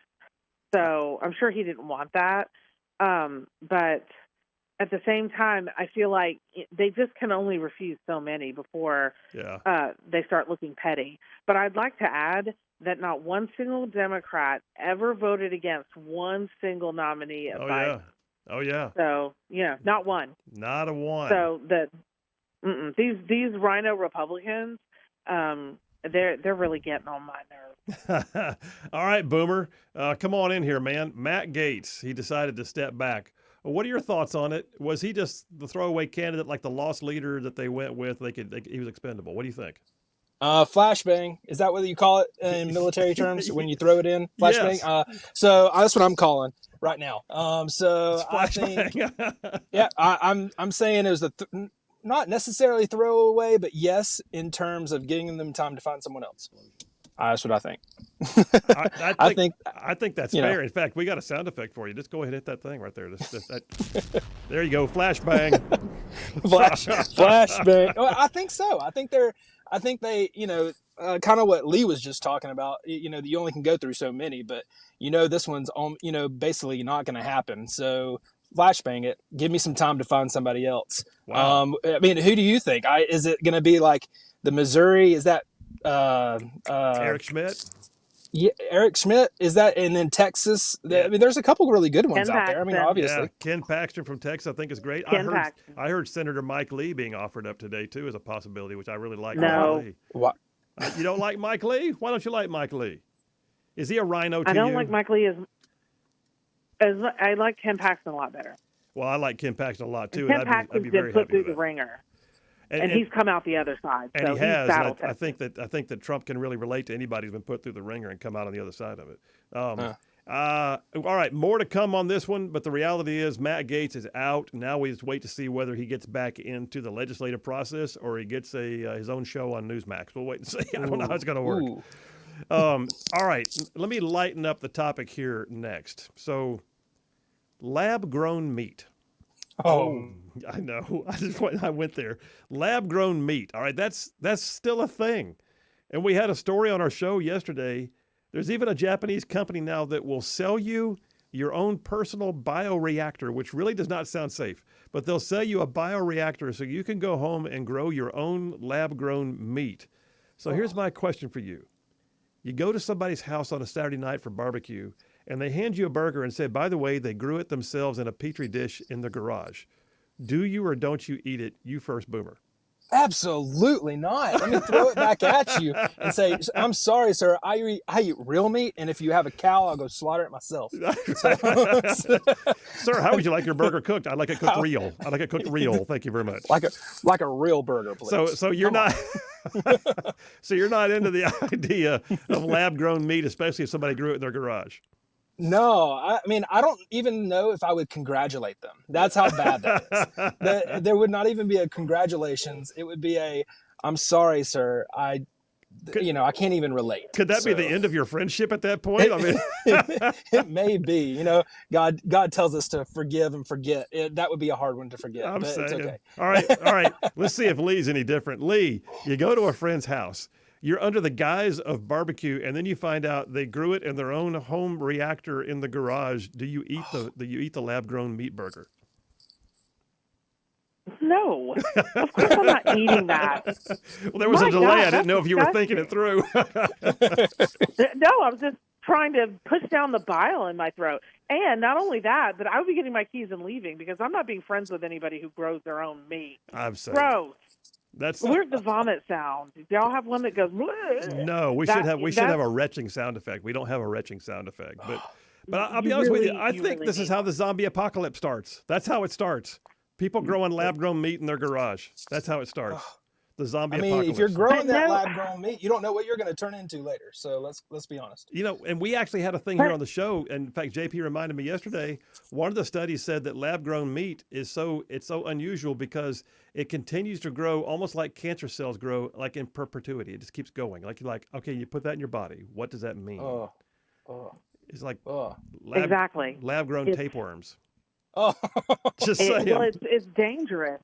It's very dangerous. And your body, we have no idea how your body would even treat it. Like your body wouldn't understand what it was, more than likely. I know. But here's my concern, is that you have diseases like Creutzfeldt-Jakob, which people call mad cow, which is a deviant protein. How do you know something like that couldn't crop up from lab-grown meat? I'm telling you. And it's very difficult to control it and to get rid of it. I'm telling you. It's the zombie apocalypse. Hardly. It's the zombie apocalypse. I'm telling you. That's how it starts. Yikes. It is. And then you have I can't believe it's not butter, and now we have I can't believe it's not meat. That's because it's not. Oh, okay. Well, that was fun. So now we went from everything from Matt Gaetz to lab-grown meat all in one segment. All right, we're going to take a break right now. We're with Boomer and Lee. Boomer, we're glad you're here, brother. Happy I'm here. This is awesome. I know, and you've kept her from filibustering the whole time. This has been awesome. There we go. All right, we're going to come right back. This is where we flip the script and they ask me any question. I just wait with bated breath to find out what it is. Phil Williams, Right Side Radio. Y'all stay tuned. We will be right back.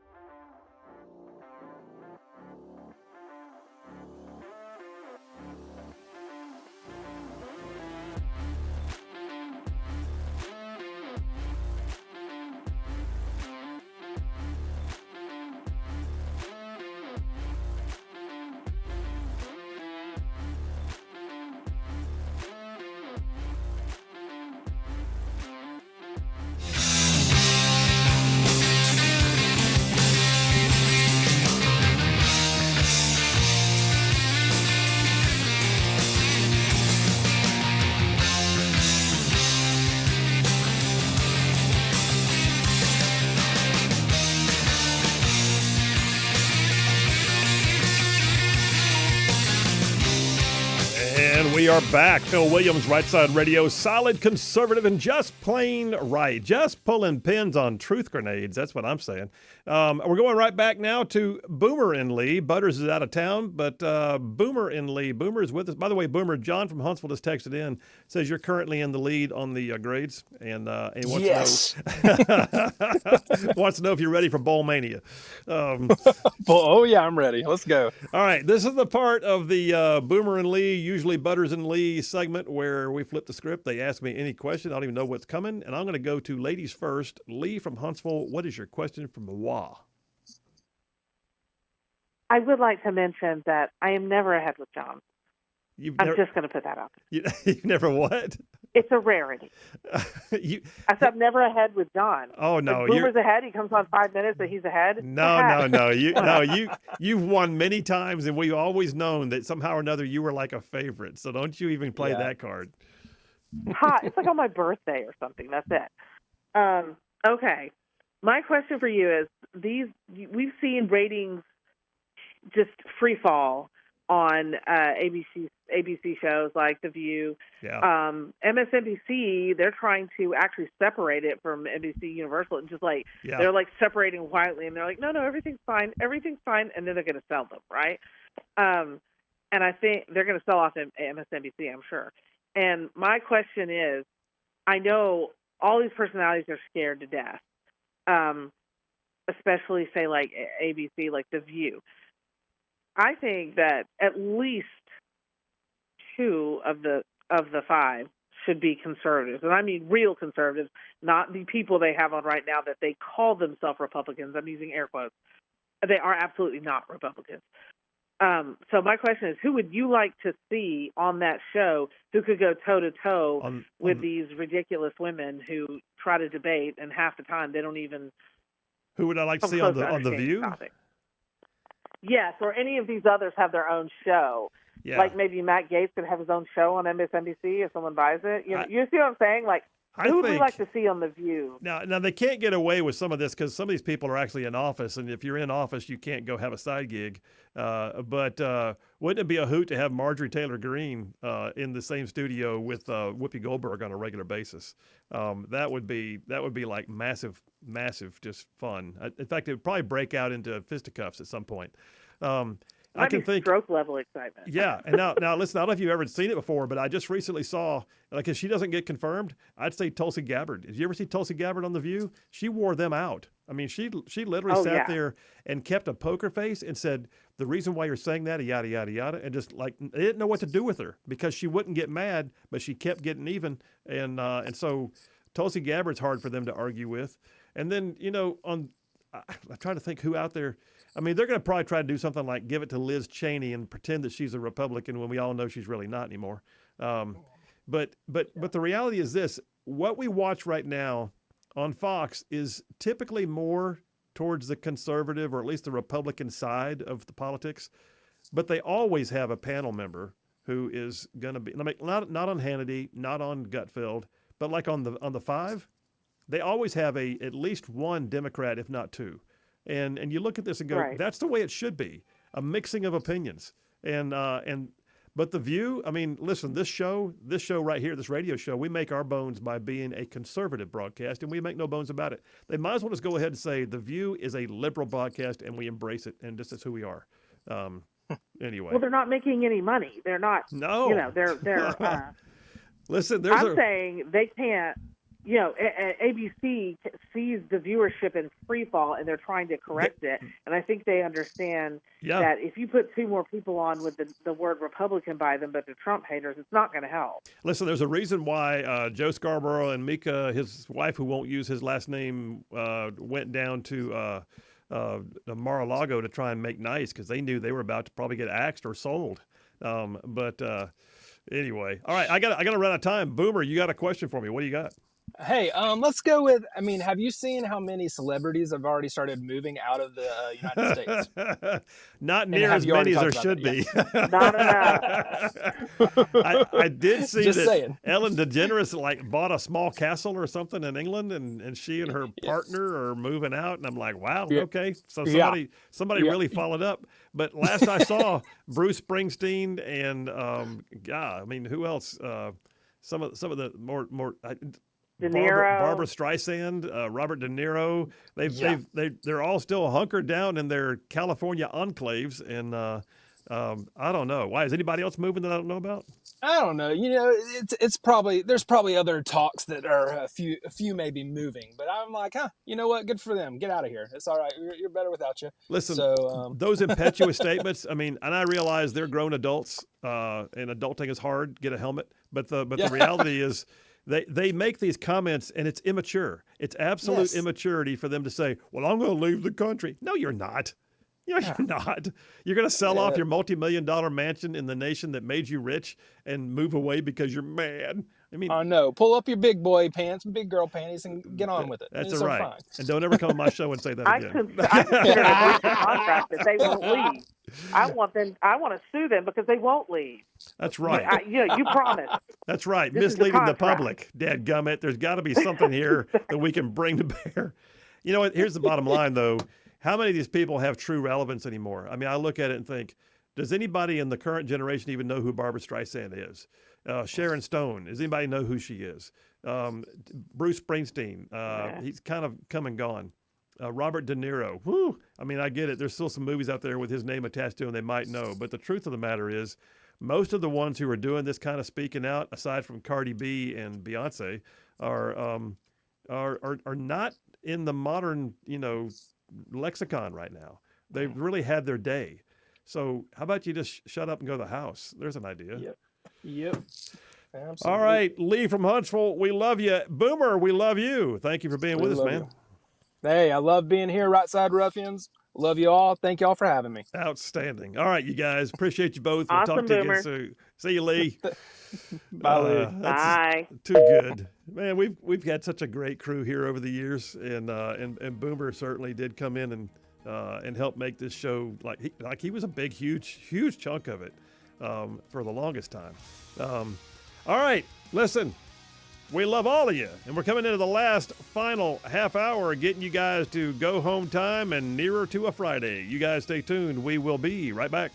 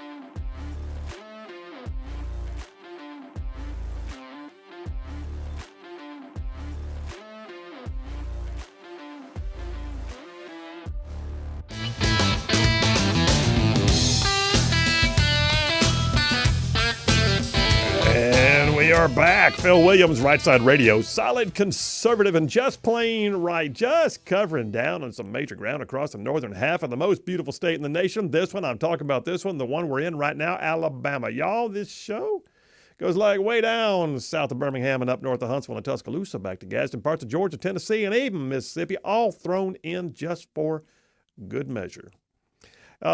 So I got a bunch of text messages, and one of them was kind of funny because I did not realize James Sherrard had texted me, and he also texted the same exact thing, like in a group text, to the show, and I replied back to it, and it came onto the text string. Well, you know what I find funny about that is you've texted the text line before. If you look above it, I see a kissing emoji. I see a smiling emoji. I don't understand what's happening right now. That makes no sense. I think I was testing the emojis is what I was doing. I do not send kissing emojis to the show, just so you know. Look, I'm going to send myself a kissing emoji. I'll read it out on the air. David from Buc-ee's checked in. He says, Phil, Whoopi Goldberg promised to leave the country when Trump won the election in 2016. I'm still waiting. I've even offered to help her pack. I know. Get her some beaver nuggets and send her on her way. That's what I'm saying. You know, my first reaction when I saw that Ellen DeGeneres was leaving was, thank God, about time. You know, they act like we're like, oh, no, like, Ellen DeGeneres. Like, this can't be happening. Yes. You mean like finally? Yeah. Flip from Decatur. This is good. He says Kayleigh McEnany on the show, on The View, would be awesome.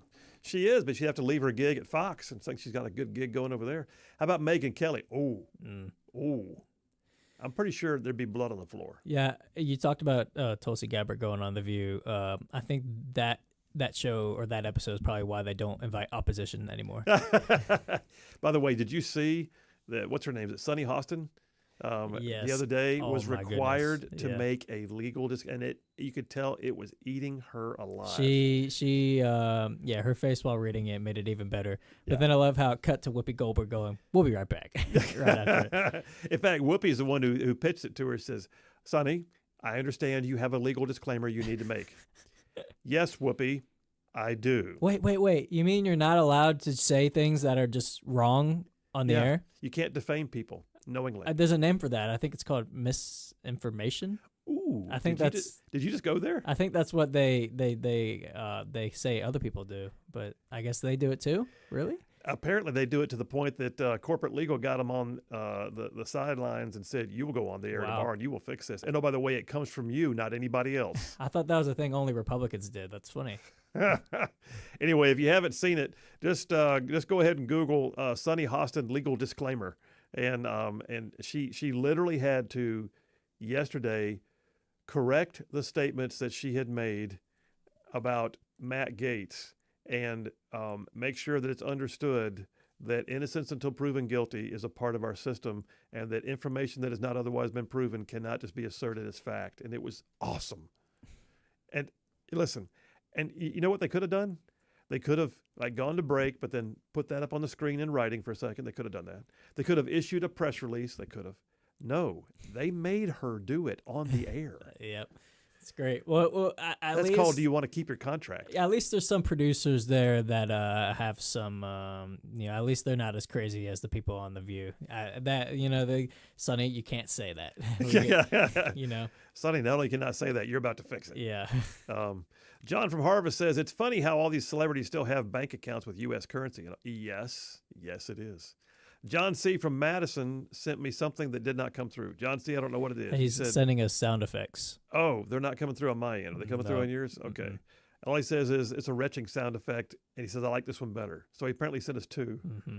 You mean, so there's like a whole litany of retching sound effects out there? I guarantee if I Googled retching sound effect, I would have many to choose from. I feel certain you're right.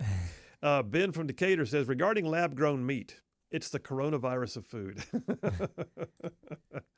Listen, I'm just saying, if somebody grows a piece of meat in the garage and then puts it on the grill and tries to serve it to you, they are not your friend. Not at all. These are the same people that say eating steak and eggs is bad for you. But lab-grown meats, that's great.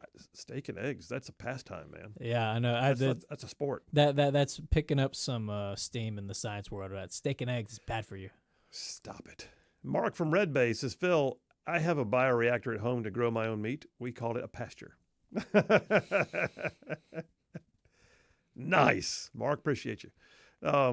Chef Ben from Aniana says, all these people bragging about turning veggies into meat, cows have been doing that since creation. Yes, thank you. And by the way, if you don't want to eat meat, then don't make something and pretend that it's meat. Just don't eat meat. Go away. But we want the taste. No, you don't. Apparently you don't, or you'd eat it. Thank you very much. But it comes from an animal. Yeah, and that's the way God intended it. Thank you very much. Where do you think bacon? Don't give me fake bacon. I don't even like the idea of turkey bacon. You ever had turkey bacon? Yeah. That shouldn't happen. No. Turkeys don't make bacon. Yeah, but there's one way to do bacon. By the way, you also can't get nut milk. There's no such thing as udders on a nut. Almond milk, yeah, the almond milk, yeah. they're little tiny udders on almonds? No, they're not. How do you get almond milk? No, it doesn't work that way. It's not milk. It's just call it like almond squeezins or something, but it's not milk. I mean, oranges don't have orange milk. They have orange juice. Yeah, exactly. So if you're going to have this nut stuff, then it's going to wind up being juice, not milk. Thank you very much. Almond juice. I'm just getting mad. I'm on a soapbox right now. JT from Town Creek says, I heard that Gates is going to be named by DeSantis to replace Well, JT, if you got an article, and I've been speculating that kind of thing myself, but if you got an article that says that, sources say, let me see it. Yeah, I don't think anything's official, but I think that's what people are. I think that's what majority of people think is likely to happen. So. And by the way, what a gig. Yeah. I mean, so is it possible, though, that they looked at him and said, look, man, this is getting kind of dicey. You might get in the way of some of our other, nominees getting appointed quicker. You're going to gym up the process. Tell you what, how do you like being U.S. Senator? Really? I'll take it. They well up in the conversation. Yeah. Lewis from Birmingham, canary in the coal mine is what I think Boomer is going for. Everyone show your true colors as quickly as possible. What was the question that Boomer was talking about? I don't even remember what that was. Don't either. Okay. Dylan, thank you, though. Appreciate you, Lewis. Dylan from Athens says, sorry, this is unrelated. Okay, then I'm not going to read it. Thank you very much. Oh, wait, it is related. Fox News reports that Ellen DeGeneres has left the country. We did talk about that. It was unrelated at the time he sent it, but we got to it on our own. See, so Dylan, you were prognosticating about what was coming on the show later. You weren't unrelated. You were just early. Sean from Madison says, lab-grown meat in Ranger School, I would have asked for seconds. Sean, I guess I can see that. In fact, I remember when they gave us that live chicken we had to kill, the survival portion of Desert Phase years ago in Dugway. Yeah, that was okay. Tasted mighty fine. Tasted like chicken. But I don't know. Lab-grown meat, that may have been what was in the old MREs. We had those dehydrated pork patties and dehydrated... I'm through speculating. There's no telling what was in that MRE. Badger, by the way, Sean, thank you for your service. Rangers lead the way. By the way, if you're saying you would have eaten it in Ranger School, I feel like you probably would have eaten most of anything back in Ranger School. I ate dirt in Ranger School. Yeah. So I ate my buddy's cigarette butts in Ranger School. I had a friend. Did you really? No. I had a friend who actually ate an entire tube of toothpaste and it made him sick because it tasted like it had flavor, so he ate it. So maybe that's not the best gauge of good quality food. I knew one guy at Ranger School who somehow or another wound up with an extra MRE. He was not a chow thief, which, by the way, a chow thief was that was an executable offense. But somehow or another, he got into a leadership position that kept him so busy he never even got a chance to eat like the one MRE we had for the day. And so like the next day he had two, which was like, dude, you got two MRE. Everybody was jealous, and he goes. And one guy in his fighting position said, it's Foxhole, says, hey, man, I'll give you $20 for it. Will you really? Yeah. Hang on. He walked to the next Foxhole. Joe says he'll give me $20 for this MRE. What do you got? Oh, I'll do 30. He walked the entire perimeter, bidding out this one MRE. I really was kind of mad at him. He got $77 for that MRE. Oh, my gosh. That's smart. That's smart. I always felt like he's taking advantage of people. But Scott from Somerville says, if steak and eggs is wrong, I don't want to be right. I'm with you, brother. Yeah. I'm with you. Let's start I feel like he's got a new country song there. Lou from Athens. I think the place where you will see lab-grown meat, or rather not see it, is in hot dogs and bologna. Listen, they better pre-label the packaging. And if I buy a pack of bologna, and Oscar Mayer serves it up, and they don't say on it that it was lab-grown, there's going to be some class action lawsuit, and I will be the attorney and the client all at the same time. What was the title they gave it to make it seem more appetizing? I can't remember what. Cultured meat. Yes, that's what it was. Cultured meat. Now that's just called lying. Last few for the break, and then we'll come back and wrap the show. JT from Lacey Springs says, when will there be an episode of JP and Lee? Well, we did that just a couple weeks ago. I was Butters' fill-in that one time. I know. Yep. So Butters has apparently got high absenteeism lately. But yes, we had a JP and Lee just, 3 weeks ago, thereabouts? Yeah, somewhere around there. Roughly Ann from Huntsville says olive oil is olive milk. Stop it. You can't do that. So that's right. So we have olive oil, we have orange juice, but for some reason we have nut milk. It's not right. I don't know. Me personally, I like almond milk. I don't drink it I don't drink it regularly, but I don't think it's bad. Maybe you're just against the terminology there. It's incorrect. I refuse to confirm or deny whether I've ever had so-called almond milk, but I do fuss about it every time. Joe from Elkmont says, "Please show this to Phil when you can." Thank you. I see it, but I can't open it because I'm on the air right now and it's a YouTube link. But I appreciate it, Joe. And then last one for the break. Mike from Huntsville comes on and says, "Mike from Huntsville, MRE meals refused by Ethiopians." Yes. I have seen that. It's also meals reconstituted by Rangers. But anyway, all said and done, we are going to a break. Phil Williams, Rightside Radio. You guys are amazing. Stephen from Athens, by the way, he's checked in. He's real quick, and he says sea rations were better. They didn't have lab-grown meat. I know. Sea rats came in those cans, man. Got that pound cake in a can. Phil Williams, Rightside Radio. We will be right back.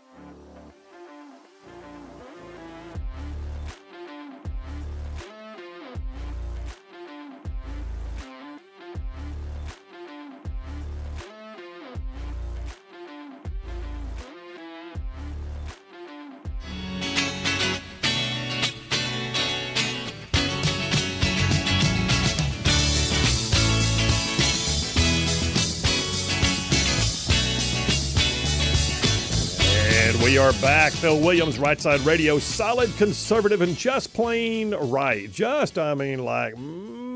Making common sense like a superpower. A couple of quick text messages. Stephen from Athens again. He says, Peaches says, love your show. Been listening to WVNN since you started. Thank you, man. Appreciate you very much. Yes, and the peaches in the Sea Rats were amazing. But I tell you what else was amazing was the dehydrated peaches in the MREs. I loved them. You couldn't, if you ate them raw, they'd suck all the water out of your body, though. So that was the thing. John from Huntsville's got the grades in. He says JP dropped from a tie for third to fourth place with a B+ after saying that almond milk is not bad. Hey, man, I gotta be truthful here. He says, so Phil is now the winner of the imaginary bronze medal with a solid A. Lee from Huntsville was the imaginary silver medal with an A++, but today's imaginary gold medal winner is obviously Boomer with a perfect A++. Congratulations. I don't know why, but I had a feeling the fix was in on that one already. I think it was. Hey, let me go to the phones. Our favorite truck driving man, Jeff Rowe from Indiana, is on the line. Hey, buddy, how you doing? Well, you know where I'm at, so I'm doing real good right now. Well, at least it ain't raining. There's that.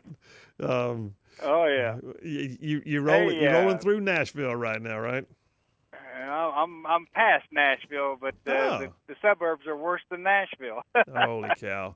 Everybody's in go home mode up there. They're on Central Time in Nashville. Yeah, so it's definitely 5 o'clock rush hour. Sure enough. It's 5 o'clock somewhere, isn't it? What do you think, man? Are you going to have a bioreactor in your backyard growing lab-grown meat? No, I'm going to see if I can get my boy's gun that I showed you the other day there to maybe shoot it and kill it. I don't know. Do you shoot lab-grown meat to put it out of its misery or what? I listen, I think you shoot the machine that makes it so that the zombie apocalypse doesn't start. That's what I think. There you go. Yeah. But on a good note, though, Matt Gaetz is out now. Yeah. And I'm trying to figure out who you would want in there. You know, I don't care really who's in there, but we got to put the blinders back on Lady Justice. Yeah. I don't care if you're a Republican or a Democrat or whatever, or if you're the highest person in the nation or the lowest person in the nation. We have to have equal justice system, and we don't have that now. And Matt Gaetz, I think, was going to start bringing us back to that, because I kind of figured he would start prosecuting all these Democrats that actually had criminal records and that did criminal things, and you know, make them pay just the way they did.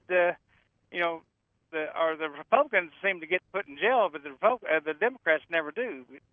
Like the guy, the Breitbart guy, you know, he refused to testify against in Congress there. You know, so last I remember, Hunter Biden refused to testify there. You know, and missed his.